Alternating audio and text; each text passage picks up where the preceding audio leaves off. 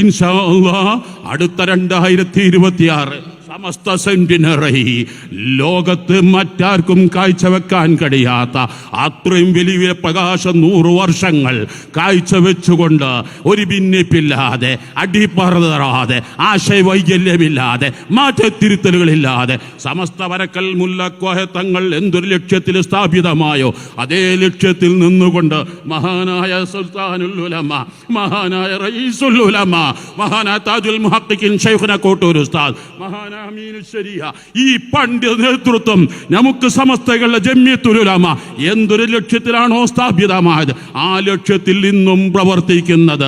അന്ന് പ്രശ്നങ്ങളില്ല, കുഴപ്പങ്ങളില്ല, വക്കാണങ്ങളില്ല, ഗ്രൂപ്പിസങ്ങളില്ല. അത് ഇന്നും അതേ പിന്തുടരുന്ന ആ സമസ്ത സെന്റിനറിയുടെ 100ാം വാർഷികം ഇൻഷാ അല്ലാഹ് വിളിപ്പാടകലെത്തിയിരിക്കുന്നു. കേരള മുസ്ലിം ജമാഅത്തിന്റെ 10ാം വാർഷികം സമസ്തകളുടെ ജംഇയ്യത്തുൽ ഉലമയുടെ 100ാം വാർഷികത്തിന്റെ തുടക്കമാണ്. എല്ലാവരും അതിലെല്ലാം ശ്രദ്ധ ചെലുത്തി വിജയിപ്പിക്കുക എന്ന് മാത്രം പറഞ്ഞ് ഈ ജാമിയ ഹസനിയ നിങ്ങളെല്ലാ അർത്ഥത്തിലും സഹായിക്കുക, നിങ്ങളെല്ലാ അർത്ഥത്തിലും വിജയിപ്പിക്കുക.